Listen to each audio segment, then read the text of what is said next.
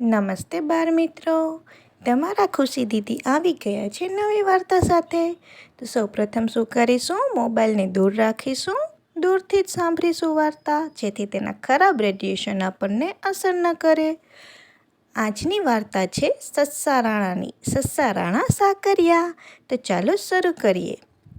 એક ગામ પાસે જંગલમાં એક બાવાજી ઝૂંપડી બનાવીને રહેતા હતા અને એક નાના મંદિરમાં પૂજાપાઠ કરતા હતા. બાવાજી રોજ જંગલમાંથી તાજા પાકા ફળો અને શાકભાજી લઈ આવતા. એકવાર બાવાજી જંગલમાં ગયા હતા ત્યારે એક સસલાભાઈ એમની ઝૂંપડીએ આવી પહોંચ્યા. તાજા પાકા ફળો શાકભાજી જોઈ ને સસ્સાભાઈ તો રાજી રાજી થઈ ગયા. એ તો બાવાજીની ઝૂંપડીમાં ઘૂસી ગયા અને અંદરથી બારણું બંધ કરી દીધું. પછી નિરાંતે ફળો અને શાકભાજી ખાવા લાગ્યા. થોડી વારે બાવાજી આવ્યા તો એમણે જોયું કે ઝૂંપડીનું બારણું બંધ છે. બાવાજીએ વિચાર્યું કે અહીં જંગલમાં એમની ઝૂંપડીમાં કોણ ઘૂસી ગયું હશે. એમણે બારણું ખટખટાવી પૂછ્યું, ભાઈ અંદર કોણ છે? સસ્સાભાઈ અવાજ ઘેરો કરી બોલ્યા, એ તો સસ્સા રાણા સાકરિયા, ડાબે પગે ડામ, ભાગ બાવા નહીંતર તારી તુંબડી તોડી નાખું. બાવાજી તો ગભરાઈ ગયા અને જાય ભાગ્યા ગામ ભણી. ગામ પાસેના ખેતરના ખેડૂત પટેલ સામે મળ્યા. પટેલે બાવાજીને પૂછ્યું, બાવાજી આમ ગભરાયેલા કેમ છો? કેમ ભાગો છો? બાવાજીએ પટેલને સસ્સા રાણાવાળી વાત કરી. પટેલ કહે, ચાલો હું તમારી સાથે આવું. પટેલ બાવાજીની ઝૂંપડીએ ગયા અને બારણું ખટખટાવી પૂછ્યું, અંદર કોણ છે? સસ્સાભાઈ અવાજ ઘેરો કરી બોલ્યા, એ તો સસ્સા રાણા સાકરિયા, ડાબે પગે ડામ, ભાગ પટેલ નહીંતર તારી તુંબડી તોડી નાખું. પટેલે આવું ક્યારેય નહોતું જોયું એટલે એ પણ ગભરાઈ ગયા અને ભાગી ગયા.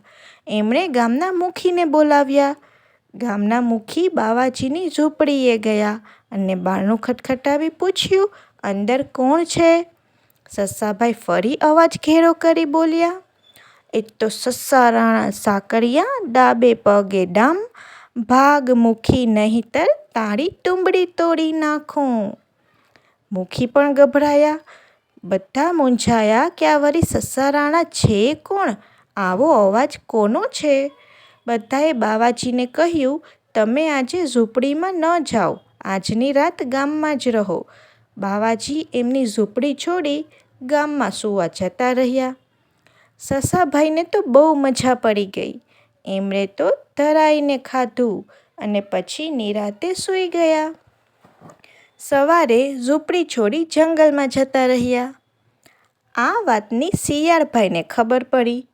એકવાર બાવાજી બહાર ગયા હતા ત્યારે શિયાળભાઈ એમની ઝૂંપડીમાં ઘૂસી ગયા. બાવાજીએ આવીને જોયું કે ફરીવાર કોઈ ઝૂંપડીમાં ઘૂસી ગયું છે.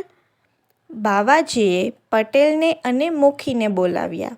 બધાએ બારણું ખટખટાવીને પૂછ્યું, અંદર કોણ છે? શિયાળભાઈ બોલ્યા, એ તો શિયાળભાઈ સાકરિયા, ડાબે પગે ડામ, ભાગ બાવા નહીંતર તારી તુંબડી તોડી નાખું. હવે આમાં થયું એવું, સસ્સા રાણા તો અવાજ ઘેરો કરીને બોલતા એટલે કોઈ ઓળખી ન શક્યું કે આ સસ્સા રાણાનો અવાજ છે. પણ શિયાળભાઈને તો એ ખ્યાલ ન રહ્યો, એ તો પોતાના જ અવાજમાં બોલ્યા એટલે બધા શિયાળભાઈનો અવાજ ઓળખી ગયા. અરે આ તો શિયાળવું છે. બધાએ ભેગા મળી બારણું તોડી નાખ્યું.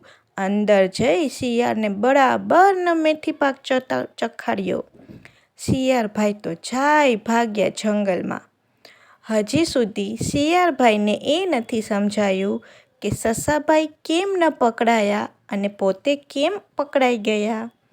તો બાળકો, કેવી લાગી તમને આજની વાર્તા સસ્સાભાઈ સાકરિયાની? ચાલો આજની વાર્તા પૂરી કરીશું, ફરી નવી વાર્તા સાથે મળીશું.